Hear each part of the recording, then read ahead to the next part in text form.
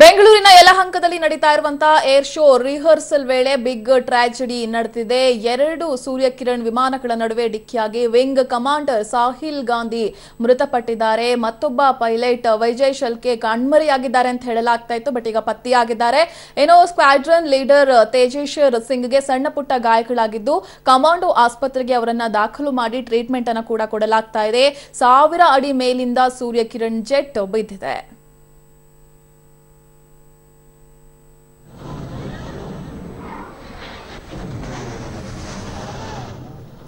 ಬೆಂಗಳೂರಿನ ಯಲಹಂಕದಲ್ಲಿ ನಡೀತಾ ಇರುವಂತಹ ಏರ್ ಶೋ ರಿಹರ್ಸಲ್ ವೇಳೆ ಇವತ್ತು ಬಿಗ್ ಟ್ರಾಜಿಡಿ ನಡೆದಿತ್ತು. ಇದರಲ್ಲಿ ಒಬ್ಬ pilot wing commander Sahil Gandhi ಮೃತಪಟ್ಟಿದ್ದಾರೆ. ಮತ್ತೊಬ್ಬರು ಪೈಲಟ್ ಕಣ್ಮರೆಯಾಗಿದ್ದಾರೆ ಅಂತ ಹೇಳಲಾಗ್ತಾ ಇತ್ತು, ಬಟ್ ಇದೀಗ ಅವರು ಸಿಕ್ಕಿದ್ದಾರೆ. ಪೈಲಟ್ ವಿಜಯ್ ಶೆಲ್ಕೆ ಕಣ್ಮರೆಯಾಗಿದ್ರು ಅಂತ ಹೇಳಲಾಗ್ತಿತ್ತು. ಈಗ ಸಿಗ್ತಾ ಇರುವಂತಹ ಮಾಹಿತಿಯ ಪ್ರಕಾರ ಅವರೀಗ ಪತ್ತೆಯಾಗಿದ್ದಾರೆ.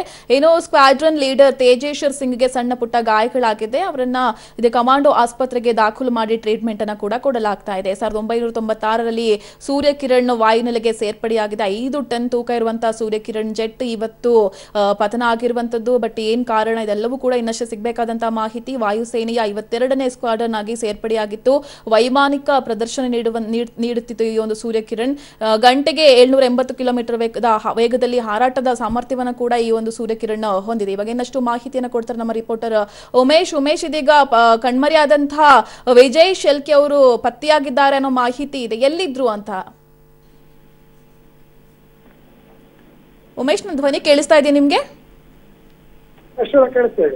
ಈಗ ನಾಪತ್ತೆಯಾದಂತಹ ಪೈಲಟ್ ಸಿಕ್ಕಿದ್ದಾರೆ ಅನ್ನೋ ಮಾಹಿತಿ ಇದೆ, ಎಲ್ಲಿದ್ರು ಅಂತ ಹೇಳಿ. ಯಶೋಧ, ಈಗಾಗಲೇ ಏನು ಘಟನೆ ನಡೆದ ಜಾಗದಲ್ಲಿ ಸುಮಾರು ಅರ್ಧ ಕಿಲೋಮೀಟರ್ ವ್ಯಾಪ್ತಿಯಲ್ಲಿ ಏರ್ಫೋರ್ಸ್ ಅಧಿಕಾರಿಗಳು ಒಂದು ಬ್ಯಾರಿಕೇಡ್ ರೀತಿ ನಿರ್ಮಾಣ ಮಾಡಿ ಅವರು ಇವತ್ತು ಬಿದ್ದಂತಹ ಜಾಗನ ಪರಿಶೀಲನೆ ಮಾಡ್ತಿರುವಂತದ್ದು. ಅದರಲ್ಲೂ ಪ್ರಮುಖವಾಗಿ ಇವತ್ತು 4 ಜನ ಇದ್ರು. ಏನು ಇವತ್ತು ಕೆಳಗಡೆ ಬಿದ್ದಂತಹ ಸೂರ್ಯಕಿರಣ್ ಏನಿದೆ ಅದರಲ್ಲಿ 4 ಜನ ಪೈಲಟ್ಗಳಿದ್ರು ಅನ್ನೋ ಮಾಹಿತಿ ಇತ್ತು. ಅದರಲ್ಲೇ ಒಬ್ಬರು ಸತ್ತಿರುವಂತದ್ದು, ಇನ್ನಿಬ್ರು ಈಗಾಗಲೇ ಬೆಳಗ್ಗೆನೆ ಏನು ಗಾಯಾಳುಗಳ ರೀತಿಯಲ್ಲಿ ಸಿಕ್ಕಿ ಈಗಾಗಲೇ ಕಮಾಂಡ್ ಆಸ್ಪತ್ರೆಯಲ್ಲಿ ಅವ್ರ ಚಿಕಿತ್ಸೆ ಕೂಡ ನಡೀತಾ ಇರುವಂತದ್ದು. ಹಾಗಾಗಿ ಇನ್ನೊಬ್ರು ಕೂಡ ಇದರಲ್ಲಿ ಏರ್ ಜೆಟ್ ವಿಮಾನದಲ್ಲಿ ಇದ್ರು ಅನ್ನೋದು ಮಾಹಿತಿ ಪ್ರಕಾರ. ಈಗ ಅಲ್ಲೆಲ್ಲ ಏರಿಯಾ ಏನಿದೆ ಸುಮಾರು ಒಂದು 2-3 ಕಿಲೋಮೀಟರ್ ವ್ಯಾಪ್ತಿಯಲ್ಲಿ ಅಲ್ಲಿ ಪರಿಶೀಲನೆ ನಡೀತಾ ಇತ್ತು. ಆ ಪರಿಶೀಲನೆ ವೇಳೆ ಇನ್ನೊಬ್ರು ಕೂಡ ಈಗ ಪತ್ತೆಯಾಗಿದ್ದಾರೆ ಅನ್ನೋದು ಈಗ ಸದ್ಯಕ್ಕೆ ಮಾಹಿತಿ ಸಿಗುವಂತದ್ದು. ಆದ್ರೆ ಅಧಿಕೃತವಾಗಿ ಏರ್ಫೋರ್ಸ್ ಅಧಿಕಾರಿಗಳು ಯಾರು ಎಲ್ಲಿದ್ರು ಮತ್ತೆ ಅವ್ರ ಪರಿಸ್ಥಿತಿ ಹೇಗಿದೆ ಅನ್ನೋದನ್ನು ಇನ್ನಷ್ಟೇ ಸ್ಪಷ್ಟಪಡಿಸಬೇಕಾಗಿದೆ. ಯಶೋಧ, ಯಾವ ರೀತಿ ಇದೆ ಅನ್ನೋ ಮಾಹಿತಿ ಏನಿಲ್ಲ ಹಾಗಾದ್ರೆ? ಅದೇ ಏರ್ಫೋರ್ಸ್ ಅಧಿಕಾರಿಗಳು ನಮಗೆ ಸ್ಪಷ್ಟಪಡಿಸಬೇಕಾಗಿರೋದ್ರಿಂದ ಈಗ ಒಬ್ಬರು ಅಷ್ಟೇ ಈಗ ಸತ್ತಿದ್ದಾರೆ ಅಂತ ಡಿಕ್ಲೇರ್ ಮಾಡಿದ್ದಾರೆ, ಸಾಹಿಲ್ ಅಂತ. ಇನ್ನು ಈ ಉಳಿದ ಇಬ್ಬರಿಗೆ ಗಂಭೀರ ಸ್ವರೂಪದ ಗಾಯಗಳಾಗಿರುವಂತದ್ದು. ಆದ್ರೆ ಈಗ ಮತ್ತೊಬ್ಬರು ಪತ್ತೆಯಾಗಿದ್ದಾರೆ ಅನ್ನೋದು ಏರ್ಫೋರ್ಸ್ ಅಧಿಕಾರಿಗಳಿಂದಾನೇ ಈಗ ಸ್ಪಷ್ಟಪಡಿಸಬೇಕಾಗಿದೆ. Okay, thank you Umesh.